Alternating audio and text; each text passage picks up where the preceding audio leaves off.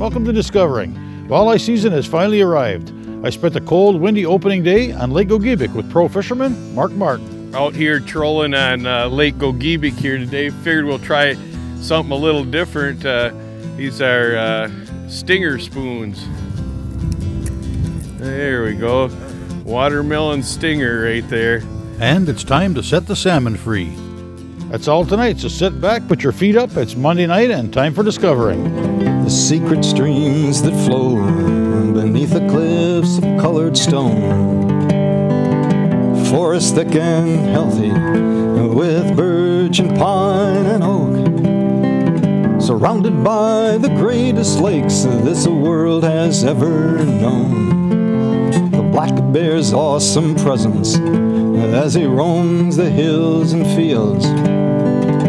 Call of the timber wolf, the loon's lonesome trill. The eagle soaring high above, the trout lies deep and still. These are what I treasure, the only way I measure feelings that I have for this fine land. There is so much to discover when you're a long-time lover of northern Michigan.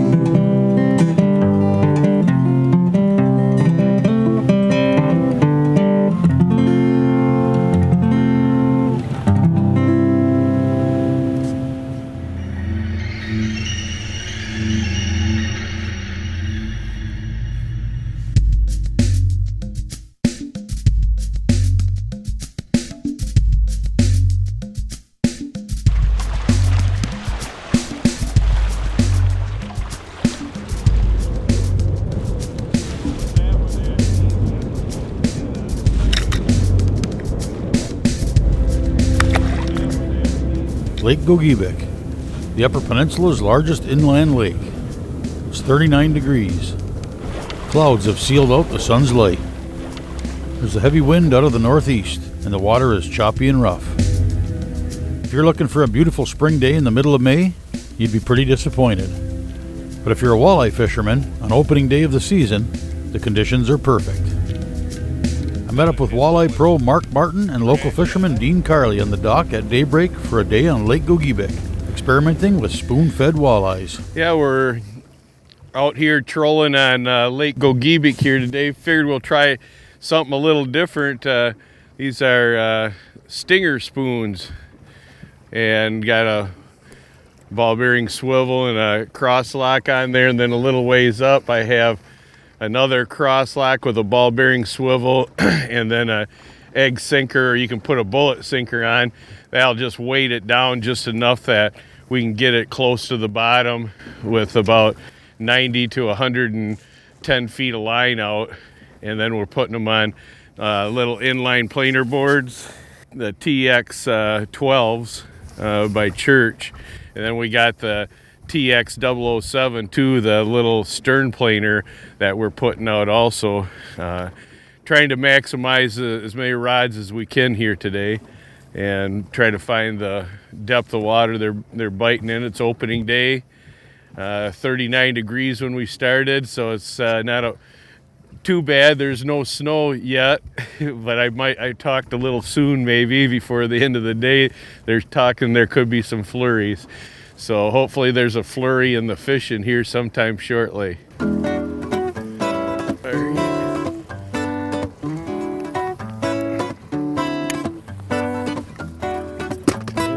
Small eye, at least it's a fish. They're here and they like spoons, I guess. That's that spoon that we were just playing with for the camera there, that orange and silver one. Told Dean to pick out the colors today, and looks like Dean picked out the good colors. They're spawning right now. You can see the melt coming right out of that fish. And a lot of times the most productive ones are, there you go, are the small ones as far as the return on eggs that you're gonna get. We were trolling about 1.8 to 2 miles an hour, which is fairly quick for this time of year. Looks like the males are gonna be aggressive today and take things that are going fairly quick.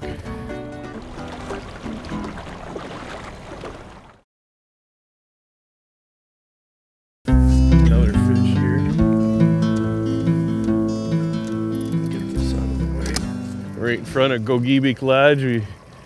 They're liking that one spoon, that silver and orange one. Another little small male squirting all over. Well, hopefully we find some little bigger eyes here. We got it on the stern planer this time. Watermelon. Yeah. They want the spoons. Only thing we need now is getting to a little bigger size ones. There we go. Watermelon stinger right there. Nice little Lake Gogebic eye there. This one isn't spawning for some reason, either done or whatever. But we're gonna make a move right now and see if we can locate some bigger ones like this, like maybe that big.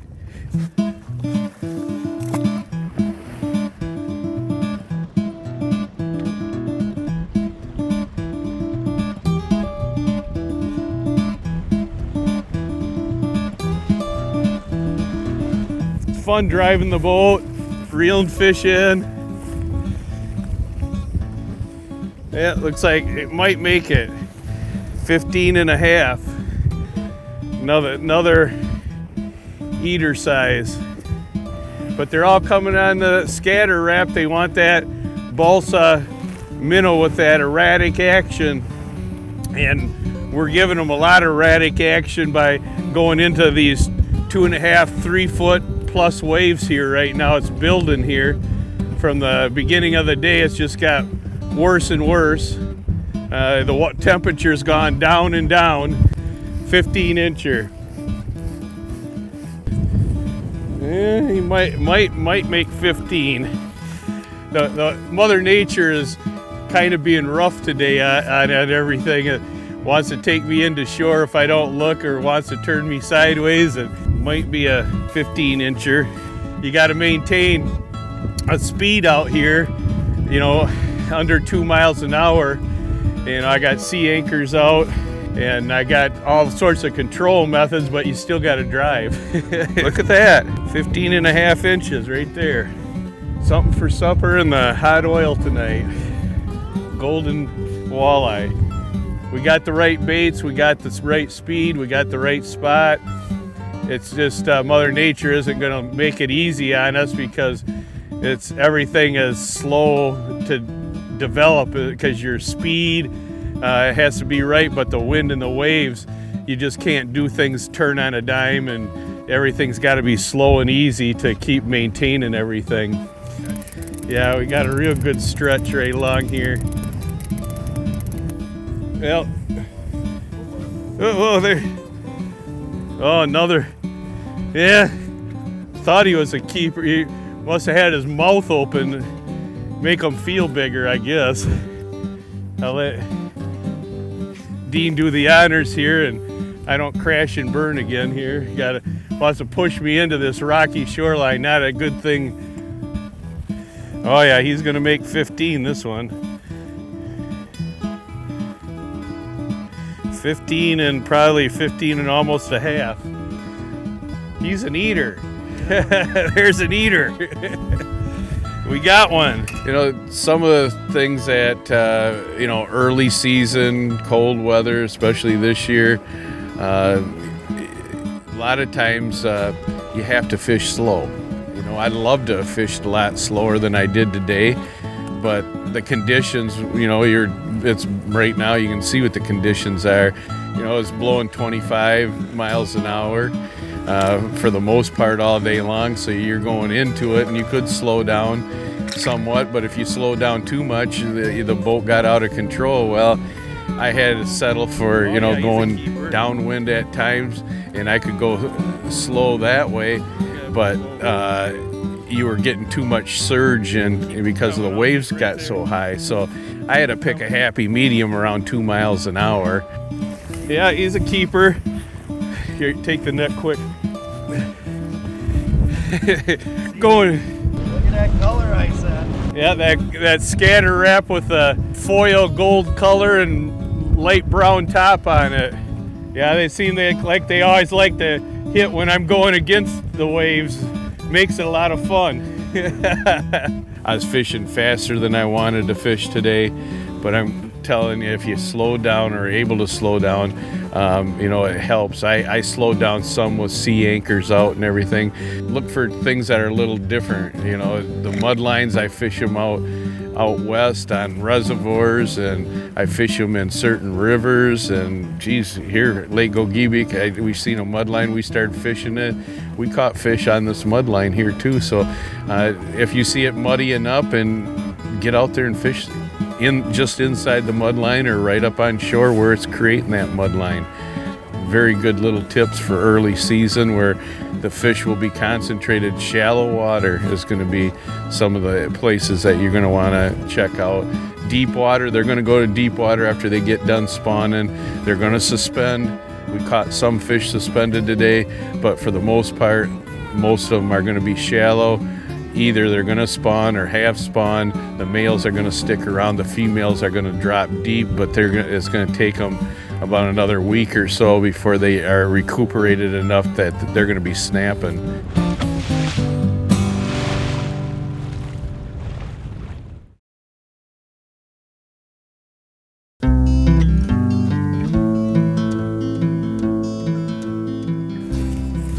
You know, the tackle that we were using today, I was using you know, some Abu Garcia line counters. I had Fenwicks. I had long rods, 11 footers. They're so long, there's no line in the water, so they don't have a tendency to overlap each other very often.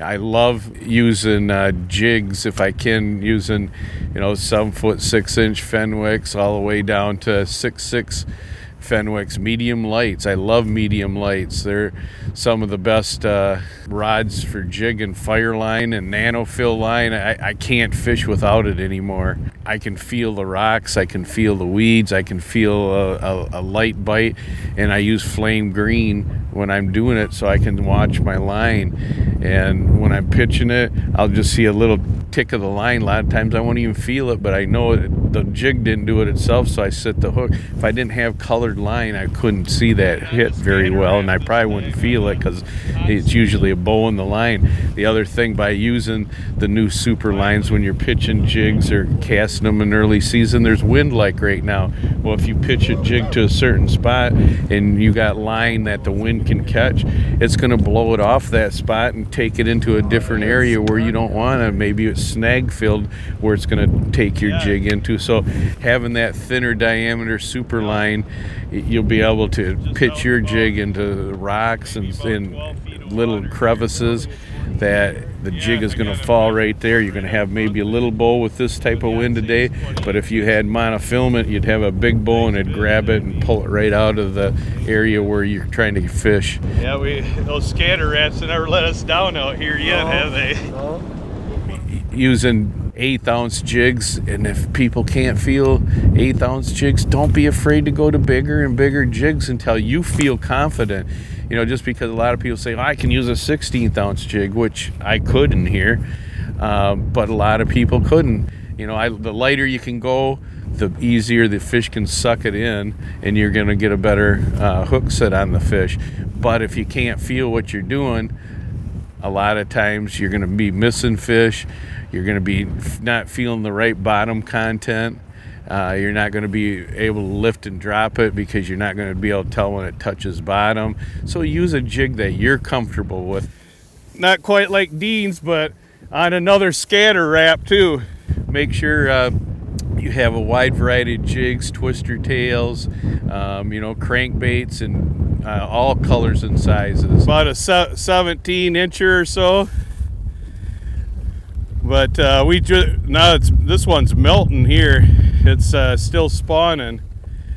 But we went from using stinger spoons, which we were catching fish pretty consistent, and we wanted to see if we could catch some bigger walleyes.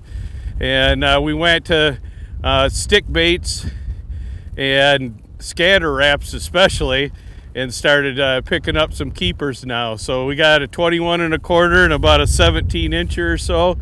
So we'll get everything back in the water and have at it. and make sure that when you're out fishing, pay attention to what color. Maybe your buddy's using a chartreuse and you're using an orange, or who's catching and who's getting the most bites. You start looking at the size jig, you start looking at the color. If you also want to start trolling, you might want to try those same colors that you were catching them on jigs and implement them into your crankbaits. What happened today, normally you'd have fish going all the way along these shorelines, and they'd be biting, people on shore be catching them. They're catching a few fish, but a lot of them are small, a smaller fish, undersized fish. Some have spawned and some haven't spawned, as we've seen from the catch today. So you have pre-spawn, you got post-spawn fish all mixing it up right here in these shallows on these reefs, and the ones that went up the creeks and rivers haven't quite come back to the lake yet, I don't think. We try to find them, but there's very few, so they're trickling back. But in the next few weeks, the bite here is going to really pick up. I mean, today, we caught fish. We caught lots of fish. We got 8 keepers, 2 of them over 20 inches, and the rest, of them, 6 of them over 15. The average was probably 18, 19, but found fish along a rocky shoreline that had good fish, and the good fish were you had to stay on them. You just couldn't keep going and expect to catch more good fish and more good fish. The good fish were located in an area, and the weather here has pooled these fish in certain areas because, like I say, some spawned and some haven't. Well, the males are sticking around where the females have to come up and spawn on these reefs and rocks. So they're taking advantage of the situation, and the females, they like certain areas and certain rocks to spawn on. And after they spawn, then they spread out. So what we were finding today was some key spawning areas, I think, and for the most part. And I was surprised that once I seen the one female that hadn't spawned and the other one had spawned out, that they were still kind of hanging around in these areas. Usually they're getting pestered by so many males, they're difficult to catch. And the males were pretty decent size that we caught, but they're melting. That's what we came out here for, to try to catch some nicer ones, and getting them all on scatter wraps now. And this one looks like maybe a female that hasn't spawned yet even. But the bite here on Lake Gogebic, because of the weather this year and the way everything's panned out, being cold, it's going to concentrate these fish along the shoreline for the next 2 to 3 weeks anyhow, at least 2 to 3 weeks. They're going to start biting all along these shorelines here real soon. So get yourself some scatter wraps, some jigs, minnows, get some Berkeley Gulp to put on there, sweeten it up a little bit. Try spoons, and maybe tomorrow if I was going to fish out here, maybe spoons would be the way to go. But today, the Rapala scatter wraps, they were new last year. We tried them last year here. They were fantastic, and they're definitely fantastic today. So hope to see you out on the water, and good luck fishing.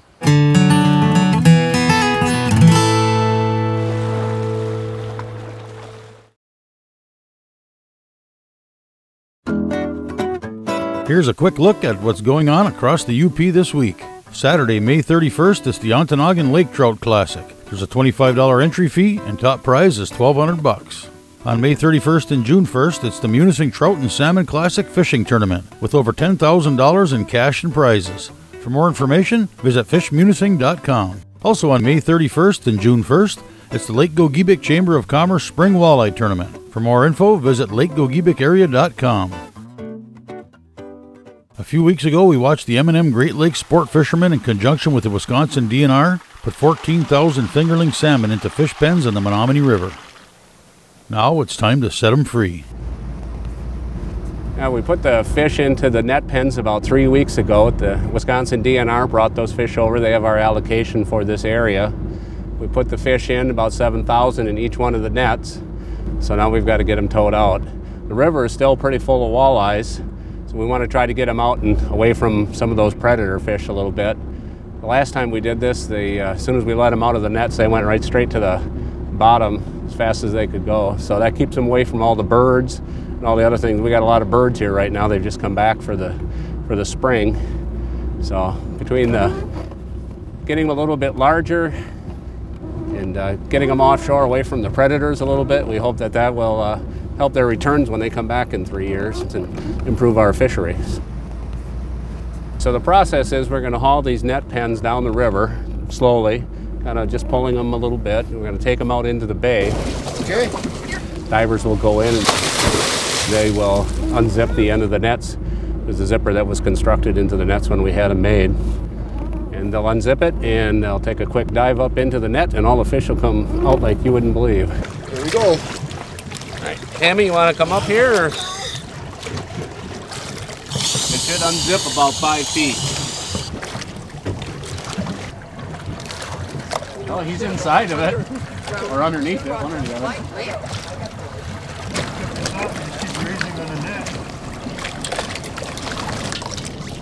Well, how's it look? Quite a few came out, but there's a bunch in there yet. I was blowing air up through the bottom, working that way. I get them all up in this corner and then they come back. Yeah.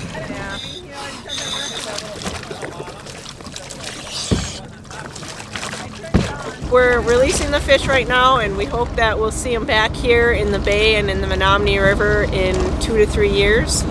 That's the goal.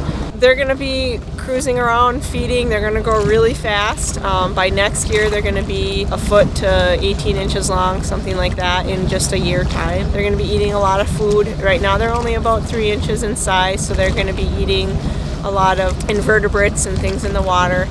But they're going to go fast, and in 2 or 3 years is when they're going to become the size that people really like to catch the big king salmon. Act like the muskie, maybe they'll all run out of it.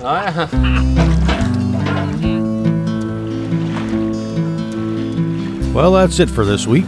Take a day off, get out on the water and do some fishing. Thanks for watching, and we'll see you next week right here on Discovering.